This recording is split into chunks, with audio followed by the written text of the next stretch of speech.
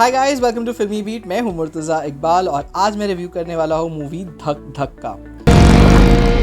कभी कभी खुश होने के लिए सिर्फ आंखें खोलने की देर होती है। Well, after a long time मैंने एक पिक्चर देखी है जिसको देखने के बाद मुझे लगता है I need to take a vacation. जी हाँ, धक धक मूवी देखने के बाद not just me, I am sure आप सबको भी लगेगा कि चलो एक वैकेशन पे जाना ज़रूरी है, एंड स्पेशली कोई माउंटेन एरिया में। Well, let me tell you what Dhak Dhak is all about. The movie is about 4 women जो डिफरेंट एज ग्रुप से है, और इनमें से 3 को तो देख के कभी आप सोच भी नहीं पाओगे कि ये कुछ ऐसा करेगी। Well, these 4 women they go for a road trip to Khardungla on a bike. Yes, चारों अपनी अपनी बाइक्स लेके निकल पड़ती है और खारडोंगला जाती है। Of course everyone has an agenda to be on that trip.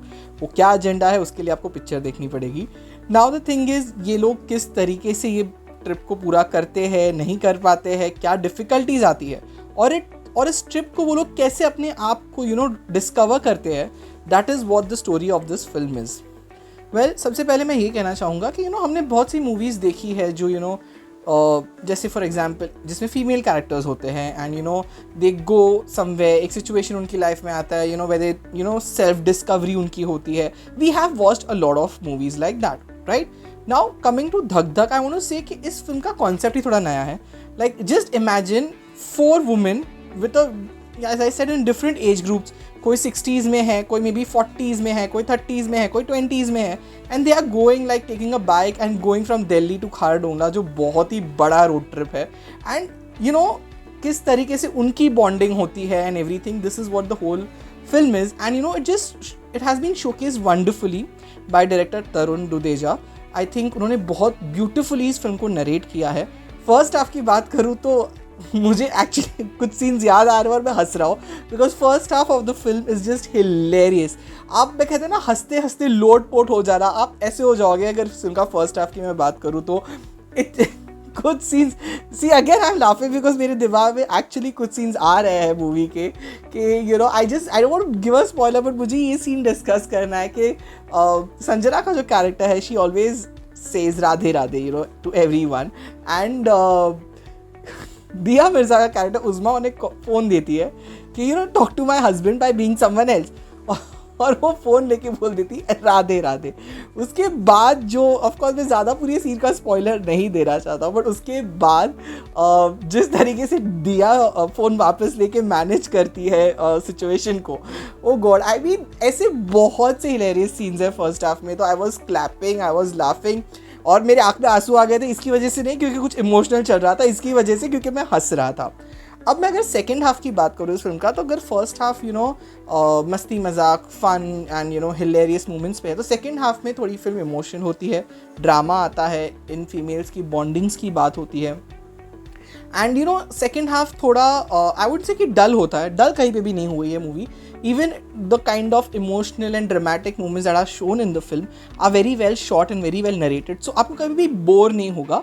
So it's like totally divided in 2 ways कि भाई हाँ, हम फर्स्ट हाफ में लोगों को हंसाएंगे, सेकेंड हाफ में we'll make it more maybe I would say a social message oriented as well, and give the emotional touch to the story and everything. So it's like that way. As I said कि यहाँ पे कुछ social issues जो है, जो हमारी country में females face करती है, उसको भी टैकल किया गया and tackled wonderfully. I have to say that. Of course narration, script, everything is beautiful. Cinematography is just excellent. मैं कह रहा हूँ कि ये फिल्म देखते देखते आपको लगेगा यार अभी बैठ के टिकट्स बुक कर लेता हूँ थिएटर से ही, कहीं जाने की, कहीं घूमने जाने की। It's like that way. So cinematography is wonderful. Acting की बात करूँ, I think all the 4 actresses have done wonderful. Ratna Pathak Shah ji, I think she is a veteran actress. और जब भी मैं उनका कोई रोल देखता हूँ या कैरेक्टर देखता हूँ, मुझे लगता है इसके बाद अब वो क्या करेगी, but she really surprises with each and every character, because I feel she just does it so well. मतलब हम भूल जाते हैं कि हम रत्ना पाठक शाह को देख रहे हैं, and we are just, you feel that you are just watching the character. वो माही का कैरेक्टर प्ले करी है and you are just watching the character. Dia Mirza, she is gorgeous in the film. She looks gorgeous and she has performed very well. And there is a very soothing aura around her. मतलब ना, दिया को screen पे देखने में बड़ा मजा आता है, ऐसा लगता है यार उसको देखते रहे। It's like that way. तो it's really wonderful, and she has a very meaty role and she has done it very well. One of the scenes in the movie is given to her, जहाँ पे जो धक धक क्यों इस movie का नाम है वो आप जब मूवी देखोगे तो आपको पता चलेगा. And that scene is given to Dia to explain why we call it Dhak Dhak. And she has done it wonderfully. Fatima Sana Shaikh, oh my god, she's also really good. I mean, when there are actors like Ratna Patak Shah and Dia Mirza to stand there and to even perform and, you know, grab everyone's attention, it's a very important thing. And I think Fatima has done that.